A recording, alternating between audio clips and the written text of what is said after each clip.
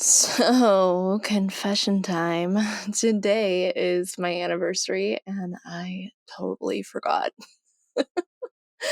I was out on the patio enjoying the cool morning air that October in Texas provides, and Carlos came out and says, "Happy anniversary!" And I looked bewildered. Granted, it was 7 a.m., so he immediately followed up with, "You forgot, didn't you?" I never thought I'd be that person, but here I am.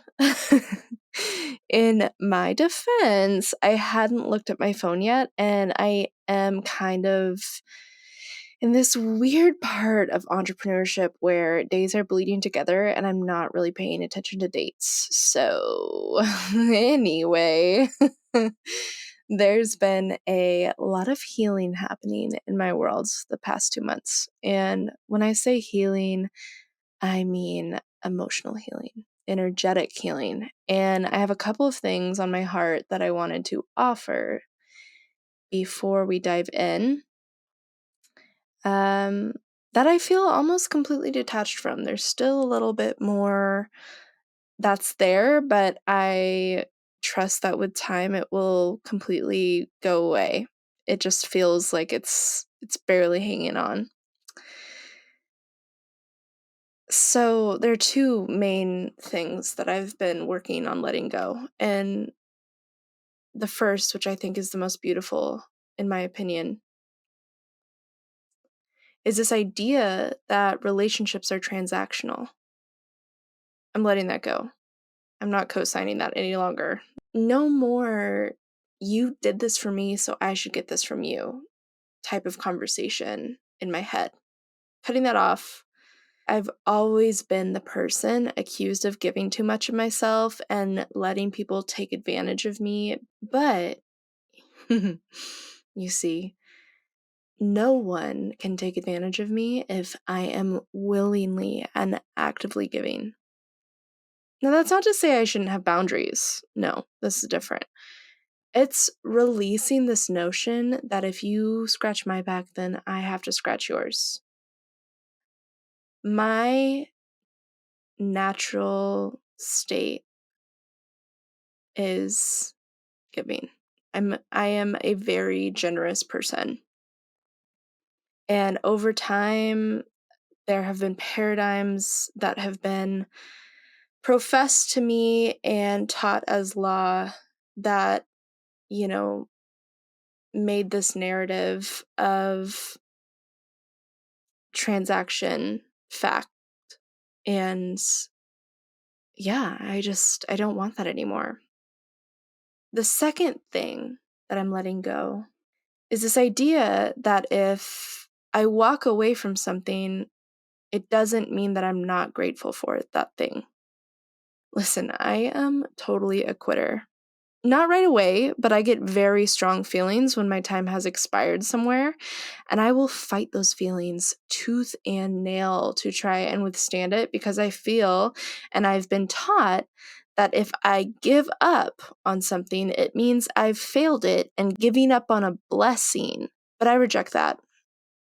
I think knowing when to quit is a mature sign that you have witnessed this lesson and received the blessing and are open and ready to expand to the next assignment. And that is what I am claiming from now on. So if those two things resonated, please let me know on social. I hang out on Instagram mostly at Lady and Lion Co. Or Breaking Bear now has an account on Instagram, which is Breaking Bear. I would love to hear from you in one of those places, and ratings are also a really great spot to hear about what's resonating. So, rate Breaking Bear if you will. And with that, dear one, I am here. I am sending you so much warmth and light, and I am excited to chat with you today about a topic I am absolutely in love with. When I started this podcast, I promised I'd be talking about woo things, and I'm not sure I fulfilled that promise yet. So with that, I'm diving into a topic many people don't even feel comfortable saying the name of. Maybe that's because I'm living in the Bible Belt. I'm not sure, but I am talking about the tarot, so stay tuned. Yo, what's good? I'm Jess Murillo, longtime creative, marketing professional, philosophy enthusiast, and bald girl. Living through life's experiences, I've figured out our power is in our perspective and that we are the makers of our own reality. Experiencing a full life is all about the way you look at things and how you use those ideas to create your world. On this podcast, we're going to dive into different theories, stories, and philosophies that help you peel back the layers and expose things differently. Showing up here means breaking you free from the shell that has been keeping you small. It's kind of like if a marketing teacher with a crafting hobby and passion for philosophy started a podcast. So if you can wrap your head around that, buckle up, sit back, open your mind, and get ready to break bare of the limiting mindsets that keep us from making the best of this life. This is the Breaking Bare Podcast.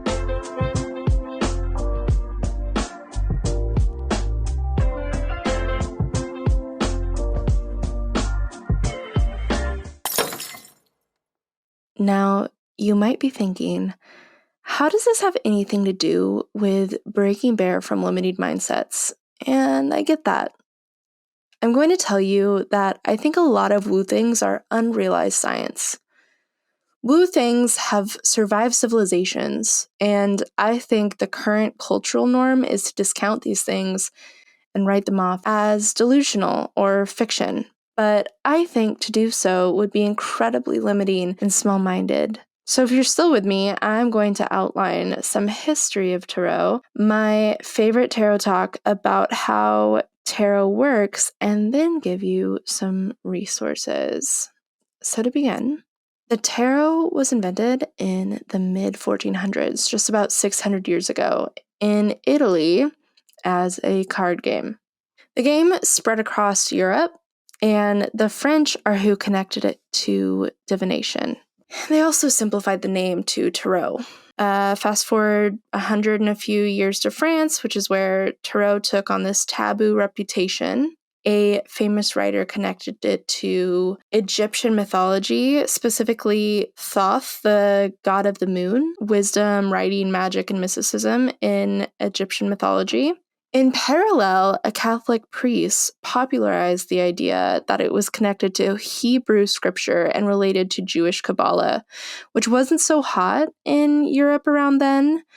Because of this popularized propaganda, much of the symbolism we see in modern versions of the tarot comes from those 1700s French influencers making claims and drawing connections, very much so in ignorance, to ancient Egypt and Jewish mysticism, which back then were both related to spiritualism, which was a huge no-no. It was around this time, funny enough, a 300-year genocide of herbalists, foragers, and alchemists took place, otherwise known as the European witch trials, which spread well into the New World, with the final witch trial being recorded in 1918. And this is where the major arcana enters the chat.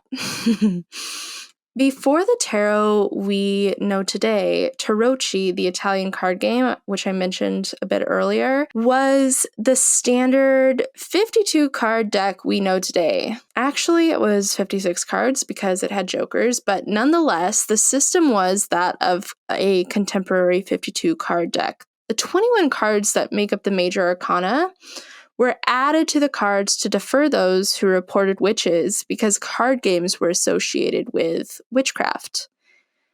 That is the stuff the history books won't tell you.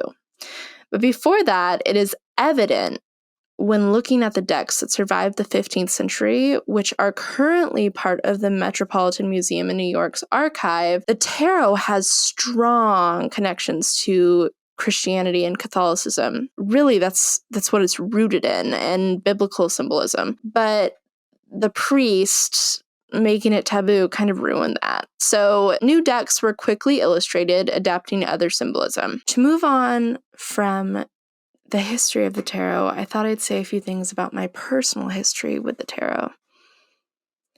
So, even though I didn't grow up in the Bible Belt, I did grow up with conservative parents who had, quote, Christian values. And though my mom was very forward thinking with a lot of spiritualist stuff, she still instilled the fear of God in me regarding the tarot. It was weird because for fun, she would go get her cards read, but she would say they were oracle cards and that decks with the beast on them should never be used.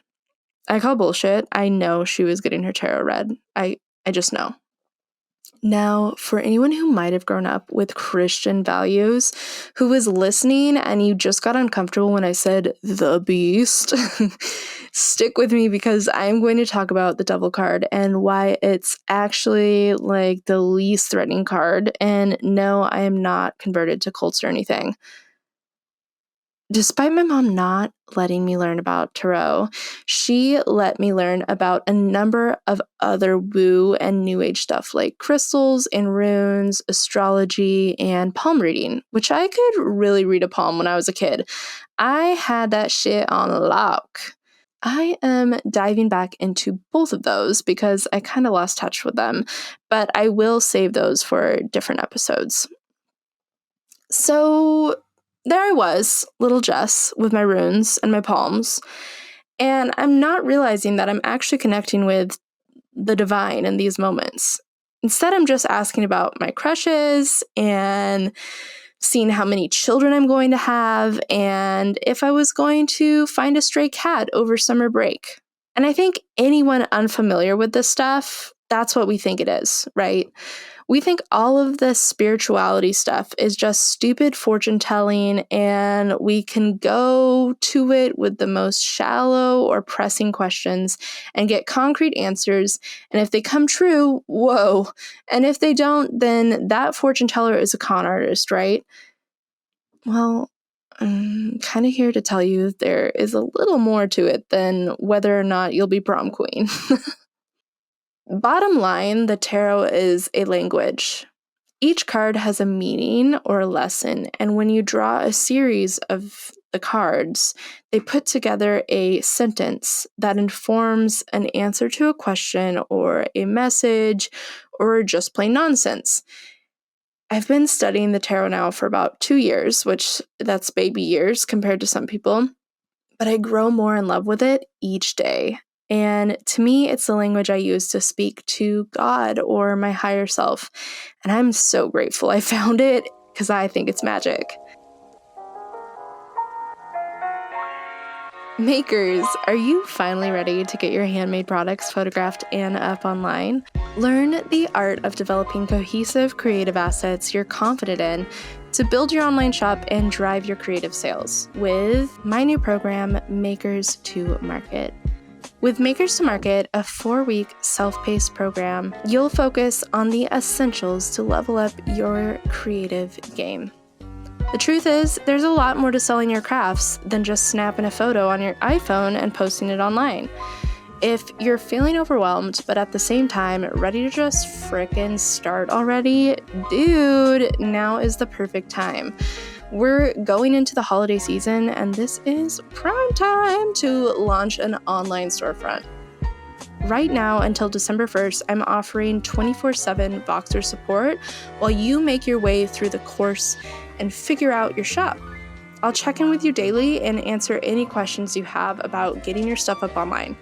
Hurry though, my Voxer bonus expires October 21st, and you won't want to miss having me in your back pocket, cheering you on, and supporting you through the shop creation process. Basically your dream doula. I cover things like creative mindset, web development, product photography, styling, copywriting, basic content marketing, Canva, and graphic design, and so much more. Plus, you'll get my creative tool belt bundle full of dozens of trainings on all those things I just mentioned. Sounds overwhelming, but I hate to break it to you. Making an online storefront is kind of overwhelming, and that's the point of this whole program. So gift yourself with the time and patience it takes, while at the same time giving yourself a realistic deadline, in my opinion, to knock this thing out of the park and start making your dreams come true. If launching an online storefront is something you've been dreaming of and you've just felt alone and confused, put a pin in those feelings and let's make those dreams a reality. If you're on board, visit www.breakingbear.com/makers-to-market. That's www.breakingbear.com/makers-to-market. And I hope to hear from you on Voxer. Toodaloo!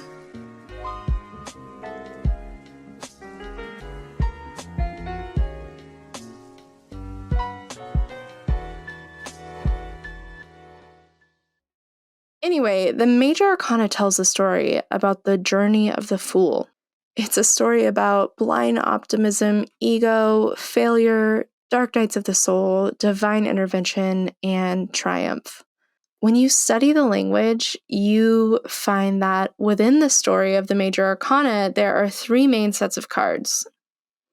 Cards that deal with the ego or the self, and mostly themes of outer concern.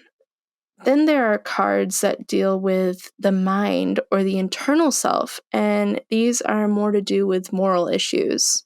And then there are cards that deal with a higher power or superconscious.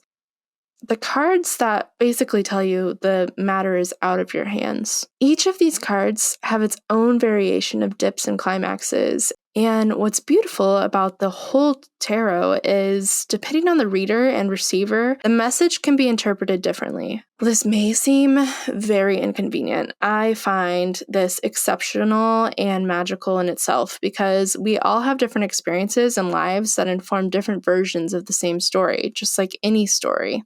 So while the Major Arcana has major life themes, the details are what really make the story unique. And that's kind of where the Minor Arcana comes in. These are your court cards, which are your pages, knights, kings, and queens, and then your pip cards, which are ace through 10. What I haven't mentioned is that the tarot aligns with astrology, with a card assigned to each zodiac in the Major Arcana and an element assigned to each suit of the minor. Now, the last thing I want to leave you with today is the way in which we should approach the tarot and some best practices. When seeking advice from the tarot, it's important to go in with an intention. For example, let's say you're pulling 3 rows of 3 cards. Intend for the first row to outline the context, the second to highlight the problem, and the third to highlight the solution. That way, Spirit knows how to articulate it.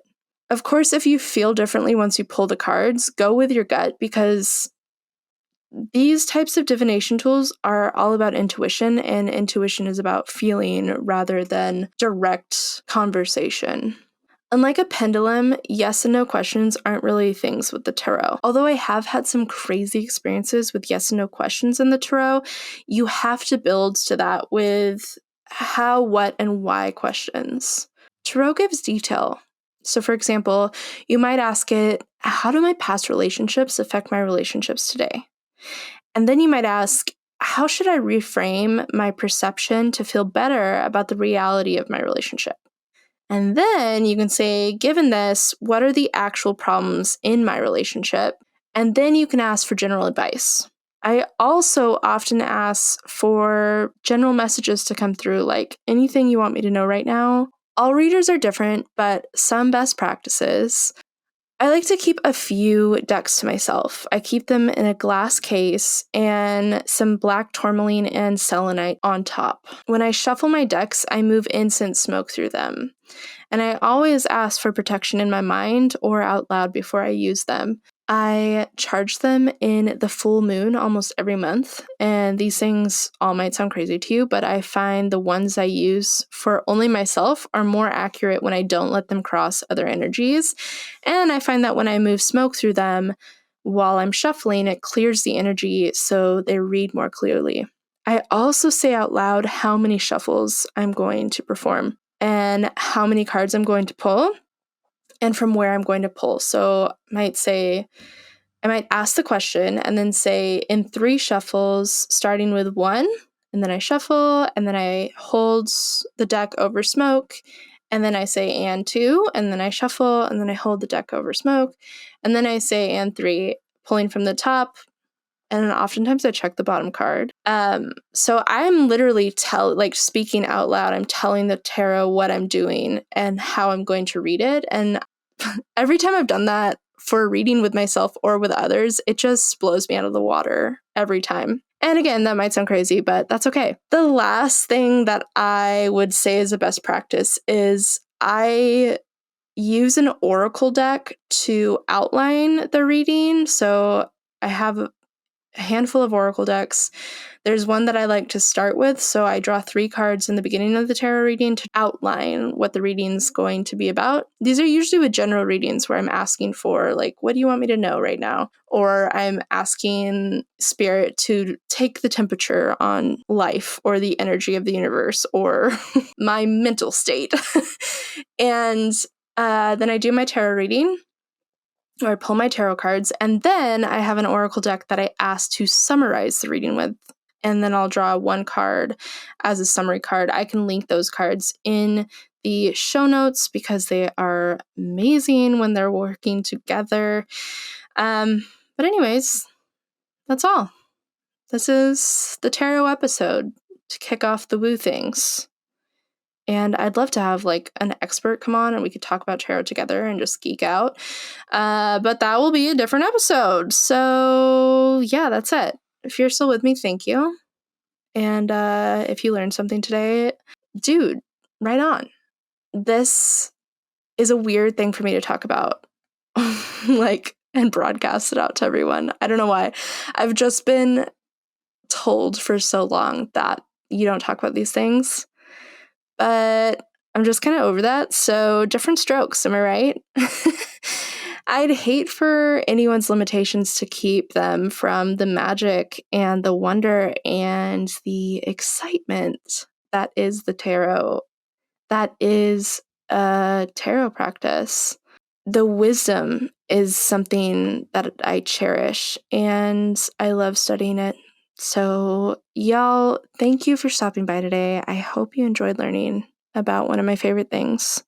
I am dedicating 1 week a month to woo topics, so if there is something you want me to cover or a woo person you'd like me to interview, hit me up on Breaking Bear's Instagram under this episode. Until next time, good luck, Breaking Bear. Thanks for tuning in to the Breaking Bear podcast.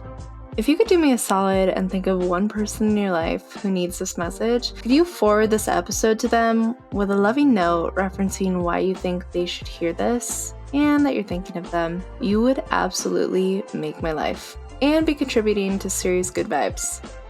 My goal and vision for this podcast is to help empower people by facilitating connections and sharing perspectives, so people don't feel so alone in their experience. But I cannot do that without your help in spreading the word.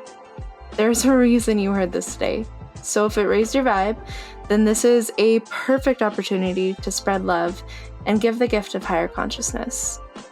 Thanks again for listening, and as always, I am sending you so much love. I know I just said vibes like 3 times, but I meant it each time. Anyway, hope to hear from you soon, and until next time.